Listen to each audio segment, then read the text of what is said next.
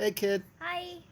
today we bring you the true story of the Three Little Pigs By by a wolf. Ah. Good one.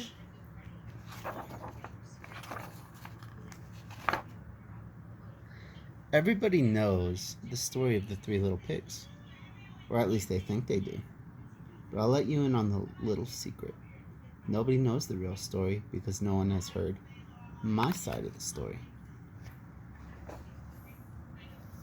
I'm the wolf, Alexander T. Wolf. You can call me Al. I don't know where this whole big bad wolf thing got started, but it's all wrong. Button. Maybe it's because of our diet. Because there's rats Ew. and bunnies and frogs What? and pickles. Ugh. I love pickles. Hey, it's not my fault wolves eat cute little animals like bunnies and sheep and pigs. That's just the way we are. If cheeseburgers were cute, folks would probably think you were big and bad too. But like I was saying, the whole big bad wolf thing is all wrong. This is a story about a sneeze Achoo! and a cup of sugar. I don't have a cup of sugar. Will you go ask the neighbor, please? That's how he's in this trouble in the first place. This is the real story. Way back once upon a time, I was making a birthday cake for dear old Granny. Oh, dear. A terrible sneezing cold. Ew. And I ran out of sugar.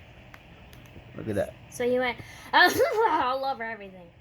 I mean, he threw the eggs in a hole and there's a rabbit in there. I don't think it's going to be a good cake to begin with, I though. mean, it's rabbit. So I walked down the street to ask my neighbor for a cup of sugar. You were right. Now, this neighbor was a pig, and he wasn't too bright either. He had built his whole house out of straw. Can you believe it? Who in his right mind built a house out of straw? So he's like whistling, whistling, whistling, whistling while tossing up his cup in the air, all casual like. Because I can't whistle. So, of course, the minute I knocked on the door, it fell right in. I didn't want to walk right into someone else's house, so I called, Little pig, are you in? No answer. I was just about to go home with another cup of sugar for my dear old granny's birthday cake. It's when my nose started to itch. Felt a sneeze coming on. Well, I huffed and I snuffed.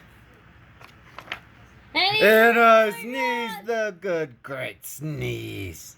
Ew, all over the. That's not wearing a mask or social distancing, dude. And that's like he sneezed all over the peg of corn, dude. Like that one thing. And you know what?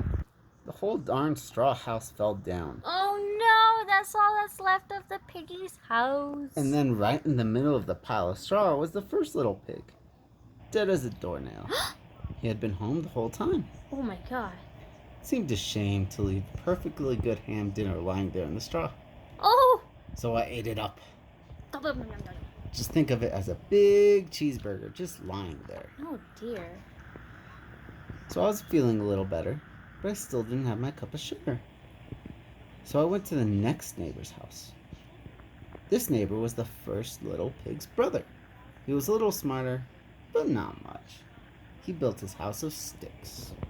Oh, sticks. I mean, technically, we built our houses from sticks too, just really, really thick and big ones. I rang the bell on the stick house.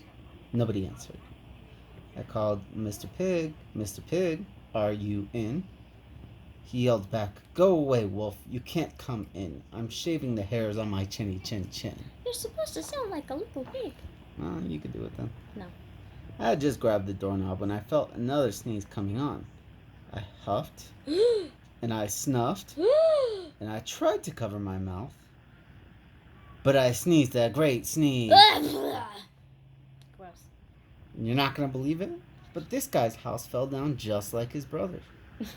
When the dust cleared, there was a second little pig, dead as doornails. Wolf's on it. Convenient how this stick is a spoon, and that's a knife, and that's a fork, and that's a fork.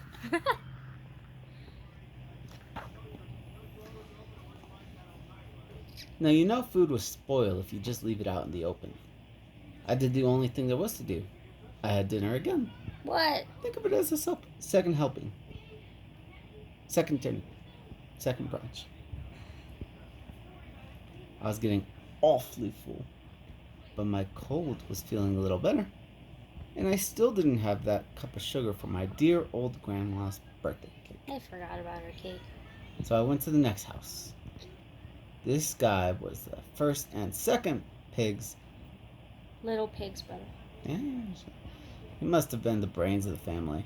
He built his house of bricks. Whoa! I knocked on the brick house. No answer. Called Mr. Pig. Mr. Pig, are you in? And do you know what the little reporter answered? No. Get out of here, Wolf. Don't bother me again. Jeez. Talk about impolite. Aw. He probably had a whole sack full of sugar. And he wouldn't give me even one little cup for my dear sweet old Granny's birthday cake. What a pig! Ha. I was just about to go home and maybe make a nice birthday card instead of a cake when I felt my cold coming on. I huffed, I snuffed, and I sneezed again. Gross.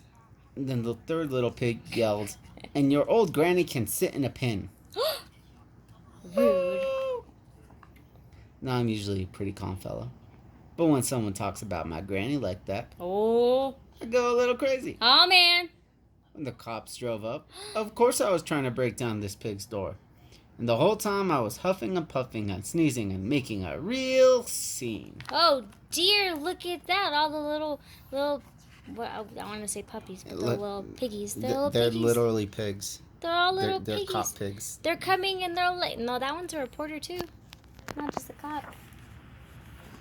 Big bad wolf. The rest, they say, is history. Huh. The news reporters found out about the two pigs I had for dinner. They figured a sick guy going to borrow a cup of sugar didn't sound very exciting. So they jazzed up the story with all that huff and puff and blow your house down. They made me the big bad wolf. That's it. The real story. I was framed. What? No way.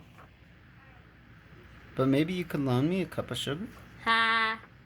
Look, he's in the pig pen. Ho ho ho. How funny. The end. And that's the true story, little dude. Don't let them tell you otherwise.